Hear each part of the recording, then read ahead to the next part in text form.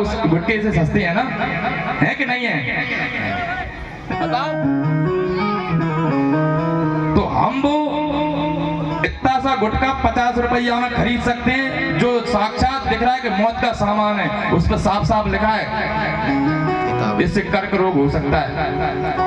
उस मौत के सामान को जानबूझ के खा रहे हैं, लेकिन हमारे घर में काजू बादाम गुटके से सस्ते मिलते हैं, उसको नहीं खा सकते।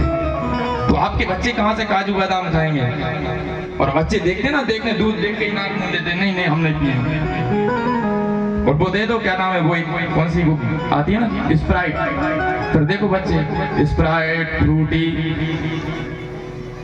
उसमें क्या क्या केमिकल मिलती हैं आपको पता है? वो खुद कंपनी लिख के देती है, एकदम छोटे छोटे अक्षरों में नीचे लिख देती है कि इसमें ये है, इसमें एक वो टॉयलेट साफ करने का जो केमिकल आता है वो भी मिला हुआ है। अब वो जो टॉयलेट का हाल करता है वो अपने पेट का करता है, और फिर कहते हैं गुरुजी लीवर और किडनी और फलानी जब समस्या आ गई तो क्या नहीं होगी? आपने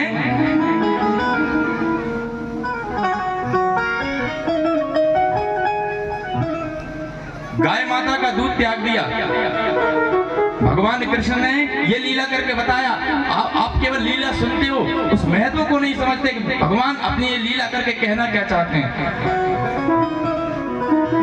भगवान ने अगर माखन चुराना इसलिए बताया गया, अगर माखन चुरा के खाना पड़े तो भी खा लो, ये शरीर के लिए इतना पौष्टिक है, ये अमृत है, अमृत। पहले कहते थे नहीं गुरुजी, पहले के आदमी बहुत हत्ते तगड़े होते थे, तो भी क्यों होते थे? क्योंकि वो दूध दही माखन खाते थे, तो उनका शरीर चलता था। और हमने, और वास्तविकता में एक घर में एक गाय तो होना ही चाहिए। जिस घर में गाय बनती है, ऐसा शास्त्रों में आया है, उस घर में यमदूत तो आते ही नहीं है, भले ही कोई हो। आएंगे तो भगवान के पार्षद ही आएंगे। इतना बड़ा महत्व है गाय का। और जिस घर में कुत्ता बन जाता है, उस घर के पितृ हमेशा परेशान रहेंगे, और वो स्वर्ग में होंगे तो वहां से भी नरक में आ जाएंगे। कुत्ते के लिए भैया 5000 रुपए के 250 ग्राम बिस्किट और 50 रुपया की घास लेने में गैया के लिए हमारा जी फट जाता है। गुरुजी व्यवस्था कहां से होगी? भूसा की व्यवस्था कहां से होगी? हमने कन्हैया की लीला तो सुनी, लेकिन कन्हैया कहना क्या चाहता है वो आपने नहीं देखा। कन्हैया उसने परसों के दिन गोवर्धन की पूजन कराई, तो प्रकृति की रक्षा के लिए। आप प्रकृति की रक्षा करो। आप अगर प्रकृति की रक्षा कर लोगे तो कल प्रकृति हमारी रक्षा कर लेगी।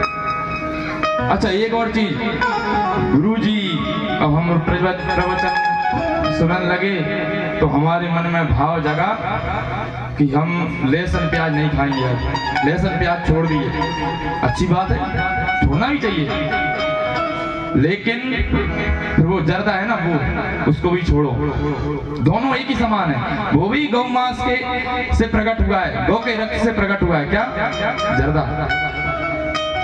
दोनों में बिल्कुल अंतर नहीं है, सेम टू सेम एक ही चीज से उत्पन्न हुए। फिर ये भेदभाव कर रहे हो, लहसुन प्याज तो छोड़ दिए, केवल कहने के लिए, लोगों को दिखाने के लिए, थाली सामने नहीं ले जाओ, लहसुन प्याज हम खाते नहीं, हम पाते नहीं है। और गुटखा मुंह में रखे हो तो साक्षात गोमांस है। लहसुन प्याज तो आपको हो सकता है औषधि भी मानी जाती है कि थोड़ा बहुत फायदा कर भी दे, गुटखा तो आपसे कहीं से कहीं तक फायदा नहीं करेगा। और ऐसा माना है धूम्रपान अमृतम निप्रम, जो धूम्रपान करता हो उसके हाथ से ना दान लेना चाहिए और ना उसको दान देना चाहिए। दाता रहा नरकम यान्ति ब्राह्मणों ग्राम सूकर, दान देने वाला नरक में जाता है और जो लेने वाला है वो गांव का सुबंता है। अब ये हमने ये कह रहे हैं ब्राह्मणों ग्राम सूकर, और हमको तो सामने ही दिख रहा है ना, उस पर लिखा है ये हानिकारक है, लेकिन